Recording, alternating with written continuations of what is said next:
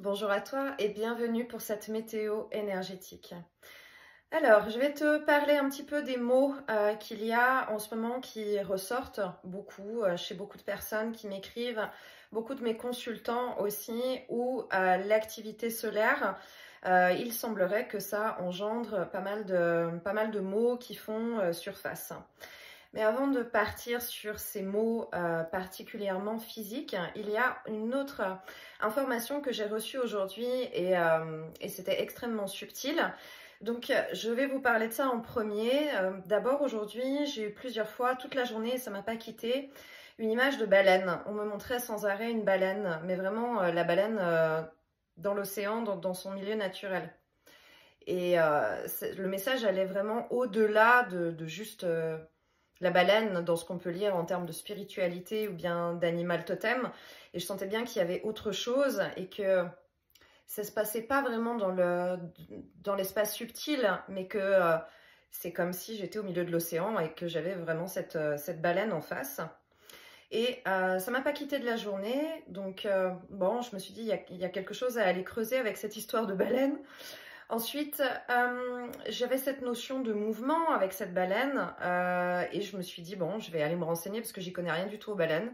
Donc, est-ce que les baleines migrent seules? Parce que j'avais vraiment cette sensation de cheminement, de solitude, de profondeur et surtout de solitude, mais pas forcément dans un sens négatif, qui était plus dans le sens de je sais où je vais, c'est le chemin, j'y suis et j'y vais, même en étant seule. Donc, en me renseignant sur la migration des baleines et pour vérifier effectivement est-ce que les baleines migrent seules, comment, pourquoi et comment est-ce que ça se passe. En fait, j'ai découvert que ce qu'on me montrait aujourd'hui toute la journée, on me parlait de la baleine 52. Alors, je vous laisserai aller faire vos recherches. La baleine 52 se nomme comme ça parce qu'elle a un chant particulier qui est à 52 Hz, alors que les autres baleines sont entre, je crois, 12 et 25 Hz au niveau de leur chant. Et en fait, l'histoire de cette baleine, c'est que, bon, alors non seulement personne n'a jamais réussi à la voir, mais par contre, son chant est entendu régulièrement depuis, je ne sais pas, 15 ans peut-être, d'après ce que j'ai lu. Et surtout, c'est représentatif de la solitude aussi de l'humanité, parce que vous allez tomber sur des articles qui vont vous expliquer à quel point les gens ont pu se prendre d'affection pour cette baleine qui est seule au monde, qui n'a pas de congénère, qui est d'une espèce qui n'a pas été identifiée avec différentes hypothèses. Et alors, je ne vous mettrai pas de lien parce que je fais comme je fais en consultation, c'est-à-dire que je vous laisse toujours aller chercher les informations par vous-même parce que vous tomberez sur le bon article pour vous, les bonnes informations pour vous uniquement et qui ne sont pas forcément les mêmes informations ou le même article ou écrit ou paru de la même manière pour une autre personne. Donc pour moi, c'est très important que ce soit votre propre guidance qui vous amène toujours sur la bonne explication ou le bon article de votre propre initiative. Donc, une fois que toutes ces informations ont été comprises, je me suis dit, ok, merci pour l'histoire de la baleine 52. Le 5 et le 2 font du 7, hein, donc il y a cette idée aussi de voyage spirituel. Et j'ai dit, ok, je comprends, mais où est-ce que vous voulez m'amener par rapport à la météo énergétique et aux informations que je dois transmettre? Et en fait, il y a vraiment cette idée de... Cette notion de solitude, c'est vraiment ce qui est la plus grande probablement souffrance à l'heure actuelle pour les êtres humains dans cette humanité. Et en fait, il y a cette idée de souffrance qui n'est pas dite ou bien qui n'est pas partagée. Et ce qu'on me montre dans cette idée de souffrance, c'est que finalement, dans la souffrance, dans la solitude, bien sûr, nous avons des scénarios de vie qui sont tous différents, mais nous avons des trames de fond qui sont identiques. Les trames de fond qui sont identiques sont le deuil, les ruptures, la maladie, ça va être aussi les difficultés financières. Ce sont des trames de fond qui sont toujours identiques et où plein de personnes peuvent aller s'identifier là-dedans. Et ma question était, ok, mais alors pourquoi est-ce qu'on se sent si seul au monde quand on traverse des moments difficiles? Pourquoi est-ce qu'on est si seul en soi? Et en fait, ce qu'on me montre, c'est qu'il y a vraiment un problème de fréquence de communication. C'est-à-dire que si on se place souvent du côté de l'ego, il va y avoir la question de une souffrance vaut plus que l'autre. Donc, je ne vais pas parler de ma propre souffrance parce que peut-être elle est moins grave que la personne qui est en face. Ou à l'inverse, je ne peux pas écouter ta souffrance parce que tu comprends, la mienne est trop puissante. Et dans cette échelle, en fait, on ne peut pas communiquer parce qu'on n'est pas au bon endroit, dans la bonne fréquence. Donc, ce qu'on me montre, c'est que quand on se met vraiment sur la fréquence du cœur, on peut communiquer. On ne peut pas dire je sais ce que tu ressens, mais on peut dire je comprends ce que tu ressens. On peut aussi être dans l'idée de je ne vais pas partager parce que je ne veux pas embêter l'autre, ou je ne vais pas partager parce que l'autre n'est pas capable de me comprendre de toute façon. Et pourtant, encore une fois, dans la fréquence du cœur, tout est possible, et c'est là qu'on se reconnaît en tant qu'être humain dans le cœur grand ouvert. Donc quand on ne se met pas dans cette fréquence, en fait ce qu'on me montre dans l'énergie, c'est qu'on rate des portes. C'est la même chose que si on ratait des portes, parce que dans les liens qu'on crée, on crée des liens et des ouvertures du cœur dans des émotions qui sont fortes et puissantes, et c'est autant dans des émotions de grande félicité et de joie et d'amour, mais c'est aussi dans les moments qui peuvent être difficiles, et c'est très dommage. Ça me montre ces espèces de portes battantes là, comme dans les westerns, où en fait, on est devant, puis on rate le coche en fait pour pouvoir communiquer, pour pouvoir rentrer en connexion les uns avec les autres. Tout ça de notre baleine 52. Et peut-être le message, il est de se poser et d'apprendre à écouter l'autre, écouter les autres, et apprendre à s'exprimer aussi et à partager. C'est peut-être là l'enseignement qu'on a à recevoir de manière collective et globale sur notre souffrance peut être entendue, qu'elle paraisse même pas légitime pour d'autres, c'est pas la question.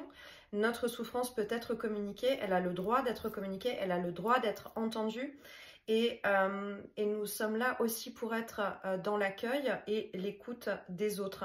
Il n'y a pas de positionnement de victime ou de sauveur, absolument pas, mais c'est juste que, encore une fois, nous sommes des êtres avec une essence incarnée, venus vivre une expérience, et cette expérience, dans la plus grande difficulté, elle est dans la solitude, puisque cette expérience d'incarnation nous fait croire que nous sommes séparés les uns des autres et différents aussi les uns des autres, alors que finalement nous avons tellement les uns les autres de choses en commun.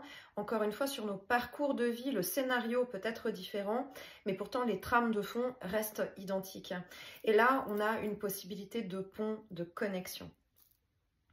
Dans les autres informations aussi que je reçois par rapport à la période de l'énergie actuelle, il y a beaucoup de mots physiques qui ressortent.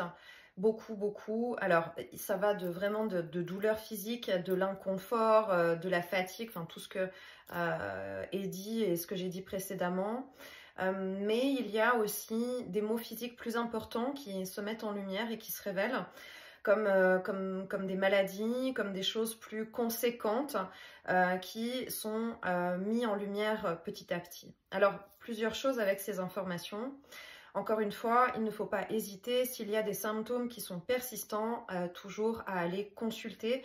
C'est important de vraiment prendre en considération ses symptômes physiques, son corps physique, son véhicule terrestre, dans tout ce que ça peut représenter. Donc n'hésitez pas, en cas de doute, d'aller consulter et de faire le nécessaire. Ne restez pas avec des symptômes qui sont persistants. Et puis écoutez-vous, écoutez votre voix intérieure, parce qu'il y a toujours une petite voix qui dit à l'intérieur si tout va bien, ou si effectivement peut-être il y a quand même quelque chose qui cloche. L'information, elle est là. On ne veut pas toujours la voir, on ne veut pas toujours l'entendre, mais l'information, elle est quand même là. Alors pourquoi est-ce qu'il y a beaucoup de choses qui sortent et qui se révèlent? En fait, avec l'activité solaire et l'augmentation des vibrations, c'est plus de lumière, ok? Donc plus de lumière, c'est le même principe qu'une pièce en fait qu'on éclaire. Si on est dans une pièce qui est éclairée simplement avec une petite bougie ou avec une petite lampe d'appoint, on va moins voir les contours, peut-être les fissures, peut-être les taches ou les toiles d'araignée, ce qu'il va y avoir dans une pièce. Mais plus on va éclairer la pièce, plus on va mettre de la lumière, et la lumière va être puissante, plus on va révéler toutes les aspérités de cette pièce. On va voir tous les moindres détails, ce qu'on ne s'était pas aperçu peut-être, et ça peut être par exemple quand on change une ampoule, ou bien qu'on ajoute de la lumière, où tout d'un coup on découvre un truc et on dit c'est marrant, peut-être que ça fait longtemps que c'était là, mais je ne l'avais pas remarqué avant. Mais c'est exactement le même principe par rapport à notre corps physique là en particulier. C'est exactement la même chose. Plus de lumière veut dire mettre en surface plus de choses. Donc peut-être que des choses qui peuvent avoir été sous-jacentes, peut-être des choses qui ont été mises de côté, et je parle là de l'aspect sur le plan physique, des douleurs, on a mis sous le tapis, des symptômes qu'on aura mis sous le tapis et qui traînaient depuis un certain temps. Tout d'un coup, il peut y avoir vraiment une mise en lumière et une mise en surface de différentes choses. C'est vraiment, on me montre, c'est comme si, bon, ben là, on a secoué le tapis, tout se lève, tout est en suspens. C'est valable aussi pour les mots qui peuvent être de l'ordre psychologique et émotionnel, des personnes qui peut-être ont mis de côté aussi des symptômes qui correspondent à un état plutôt dépressif, déprimé, depuis un certain temps, mais c'est là, c'est sous-jacent, c'est pas vraiment sorti, c'est pas vraiment traité, on fait avec, on avance, mais là, il y a une mise en lumière, une mise en surface de ça. C'est aussi l'idée du véhicule terrestre dans lequel nous sommes incarnés. Et ce que ça me montre, c'est comme une révision. C'est comme une révision de notre véhicule terrestre, donc c'est la même chose, quelque part, ce qu'on me montre dans l'image, le même principe qu'amener sa voiture au garage en révision et qui a certainement des pièces à changer ou des petits détails ou des choses qui sont passées inaperçues, où là, il va falloir faire des changements, faire les choses différemment, peut-être qu'il y a des projets qui peuvent être modifiés ou bien qui peuvent être ralentis, parce que c'est le moment de prendre en considération réellement l'écoute de son corps. Ensuite, dans l'écoute de son corps, ça passe par écouter ses propres besoins au moment juste pour soi. Donc peut-être que ça demande de l'adaptation en termes d'horaire de sommeil. Peut-être que ça demande de l'adaptation en termes d'horaire de repas aussi. Peut-être que ça demande des modifications au niveau des repas. Si vraiment c'est inconfortable au niveau du corps, ça peut être intéressant de passer plutôt à plusieurs collations par jour plutôt que des repas qui vont être conséquents. Et puis surtout, c'est respecter, vraiment être à l'écoute de son corps dans le sens de son rythme. Manger quand on a faim, manger quand on en ressent le besoin et ne pas manger par habitude, par exemple. En tout cas, le plus possible, ou s'accorder la possibilité de se fixer un délai ou de dire pendant 5 jours ou pendant une semaine, je vais m'écouter que moi. Et peut-être que mes repas seront un peu décalés par rapport au reste de la famille, ou peut-être que je vais manger différemment, peut-être que je vais dormir différemment. Mais il y a une idée de se réajuster, de faire vraiment des réajustements au niveau de ses besoins, au niveau de son corps, et d'accompagner le corps physique dans les changements et dans les transformations que ça peut réclamer en fait. Le mouvement est très important aussi. Alors, le mouvement, il est dans le sens du mouvement doux. Si on est sportif, si on a l'habitude de faire beaucoup d'activités physiques, mais qui sont plutôt en force et en puissance, là, moi, ce que je parle et ce que je transmets, c'est vraiment des choses qui sont en douceur et en fluidité. Ce sera plutôt des étirements, ce sera plutôt de la danse douce, ce sera plutôt quelque chose comme du yin yoga, par exemple. Il y a une idée d'accompagner l'eau et l'énergie en douceur et en fluidité.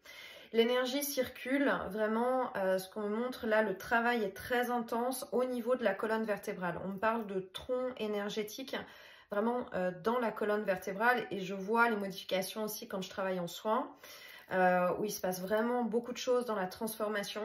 Donc les douleurs qu'il pourrait y avoir au niveau de la colonne vertébrale demandent vraiment à faire du mouvement et à réajuster. Il se passe des choses, c'est important de bien respirer et de vraiment être à l'écoute de ça, ne pas rester figé ou ne pas rester avec des douleurs, parce qu'en fait c'est comme si vraiment l'énergie souhaite circuler, et puis s'il y a un blocage quelque part, l'énergie ne peut pas circuler, donc elle va amplifier vraiment l'inflammation jusqu'à ce qu'on trouve le moyen de débloquer, et on ne débloque pas en force. C'est peut-être aussi là qu'on a un apprentissage, dans la patience, dans la douceur et dans l'écoute. Donc vraiment, on peut fermer les yeux, mettre de la musique douce et se laisser aller vraiment complètement aux mouvements qui sont nécessaires pour le corps. Et ça va permettre vraiment de beaucoup aider. S'il y a des difficultés encore pour s'endormir, qu'il y a un état de stress, d'anxiété, de nervosité, ça peut être assez idéal de faire ça avant d'aller se coucher. Et ça permet de rentrer un petit peu dans un état plus méditatif, qui va permettre aussi de connecter plus facilement avec des jolies énergies dans l'espace subtil, quand on va poser ses intentions, quand on va vouloir être dans la communication avec notre moi supérieur ou notre double quantique. Voilà, ça amène, il y a un état préparatoire aussi avec le corps pour pouvoir rentrer dans cet espace. L'autre image qu'on me montre aussi, j'ai cette image de biche quand on roule en voiture, encore une fois le véhicule, et que y a une biche qui va se retrouver sur la route et qu'elle va se figer parce qu'elle est prise dans les phares, et puis nous on va se figer aussi parce qu'on a eu peur, et le temps s'arrête et le temps se suspend. C'est vraiment ce que ça me montre aussi là dans l'énergie, et c'est dans les deux sens. Donc déjà il y a une idée de temps suspendu, donc peut-être qu'on peut vraiment en ce moment se dire que le temps est différent. Bon, ça fait un moment que ça fluctue, qu'on avait remarqué, mais là il y a vraiment des espaces de temps qui se suspendent, vraiment de temps suspendu, où on peut perdre complètement la notion du temps. On peut ne plus du tout savoir combien de temps ça fait qu'on était en train de penser à ça, ou ce qui s'est passé, ou combien de temps cette séquence a duré. Il y a un temps suspendu. Ce que ça me montre, c'est comme si dans le film du déroulé de notre jeu de vie, c'est comme s'il y avait un arrêt sur image à des moments donnés. C'est comme s'il y a une pause qui est faite dans le jeu vidéo ou dans le film, et il y a cette idée de connexion puissante avec la lumière, connexion puissante avec un espace subtil, où il faut qu'il y ait une intégration. Il y a une intégration d'informations, une intégration d'énergie, et dans ce temps-là, c'est comme si c'est trop puissant pour que ce soit simultané avec le mouvement, la vie, etc. Non, il y a un temps de pause. Il y a aussi dans ce temps de pause énormément d'informations, et cette idée de phare qui fige et qui éclaire dans la nuit, qui éclaire sur le chemin. C'est comme si cette lumière, elle va aussi aller mettre en avant, mettre plus en lumière l'essence profonde de chacun. Donc il y a vraiment en ce moment des comportements ou des fonds d'âme ou des fonds de personnalité qui peuvent être beaucoup plus exacerbés et vraiment complètement mis en lumière. Alors ça va dans le positif comme dans le négatif, ce qu'on me montrait, c'est dans l'idée des gentils et puis des méchants, c'est que pour la caricature dans l'explication, c'est que les méchants sont encore plus méchants et les gentils sont encore plus gentils, et ça me remet une pub, je crois que c'était Orangina qui il y a quelques années en arrière qui disait mais pourquoi est-il aussi méchant? Et puis d'un autre côté j'entends et pourquoi sont-ils aussi gentils? Donc j'ai vraiment cette notion et cette image de le fond propre de chacun, le fond de la vibration et de la fréquence de chacun est vraiment mis en avant, est vraiment mis en lumière. Donc ça, c'est aussi une information qui est importante parce qu'il y a quelque chose de l'ordre de je te vois, de l'ordre de je te reconnais, ou je te vois, ou je sais qui tu es, autant dans le sens positif que dans le sens négatif. Voilà. Donc cette lumière, elle permet vraiment dans ces phares sur la route d'avoir un temps d'observation. Peut-être qu'on peut se retrouver aussi dans cet état-là, d'avoir tout d'un coup cet effet flash.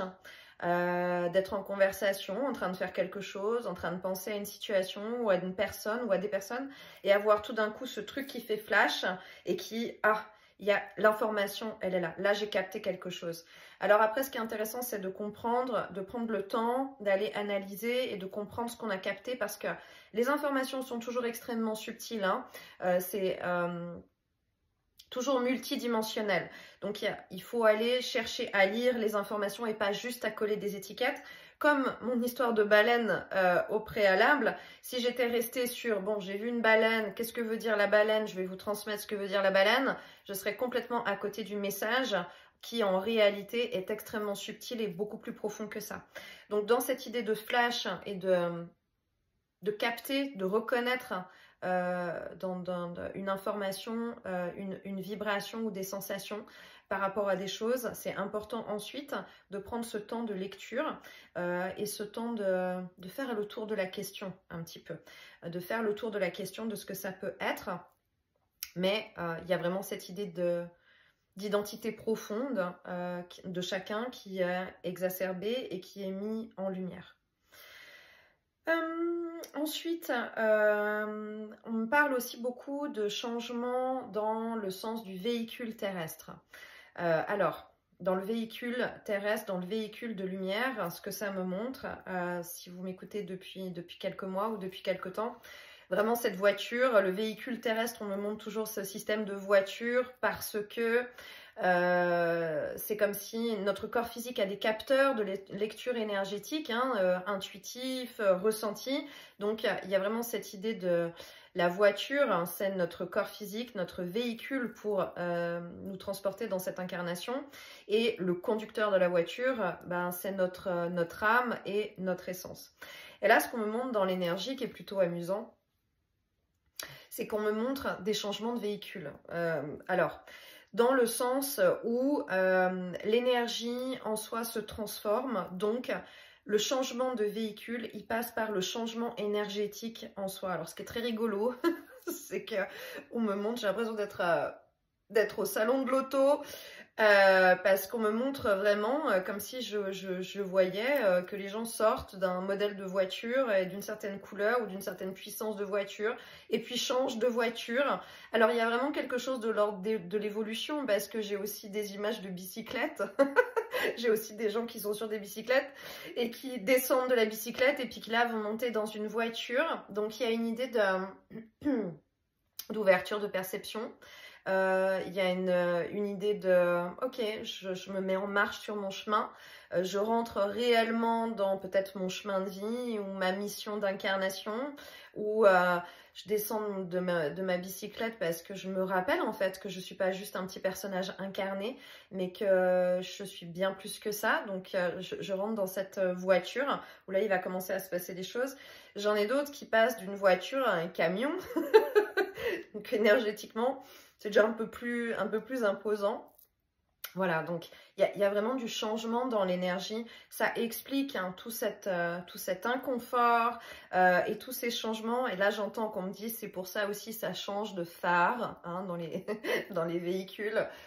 Nouveau modèle phare plus puissant, plus de lumière aussi. Beaucoup d'humour. Donc la route va être aussi probablement mieux éclairée. On est toujours dans cette vibration du 8 avec cette année vibratoire. On va arriver gentiment sur juin, d'arriver sur la moitié de l'année. Il y a une idée d'avoir fait le tour d'une première boucle et puis on va commencer à passer dans la deuxième boucle de ce 8 en fait hein, pour la suite de l'année. Donc c'est peut-être là aussi qu'intervient l'idée de changement de véhicule où il y a vraiment cette idée j'entends de se mettre en place et d'avancer sur la carte. Voilà, j'entends vraiment cette notion-là avec... il y a une notion de vitesse aussi. Hein. Il y a vraiment quelque chose de l'ordre de l'accélération, mais l'accélération, elle se fait au moment où on a accepté ou au moment où on a fait un choix clair. C'est très important de faire des choix aussi. Hein. Ne restez pas dans des positions où vous ne faites pas de choix, faites un choix. Et ben, si c'est pas le bon, la vie, l'énergie, votre moi supérieur ou votre équipe de lumière va vous remettre dans le chemin qui était prévu, dans la direction qui était la plus appropriée en fait. Donc ce n'est pas grave, il ne faut pas avoir peur de faire le mauvais choix. L'important c'est déjà de faire un choix. La vie c'est le mouvement et c'est très très important de se mettre vraiment en mouvement dans cet axe. Voilà.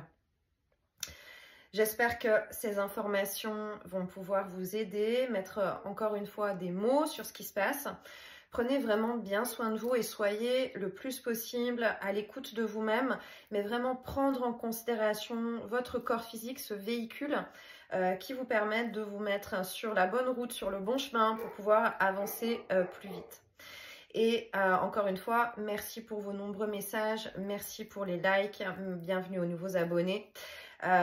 Merci pour tous vos partages et c'est chouette à lire et merci infiniment. Voilà, je vous envoie beaucoup d'amour, beaucoup de lumière et beaucoup de douceur. Et si vous entendez Indy, ben, je crois qu'elle vous fait des bisous aussi. Bye bye.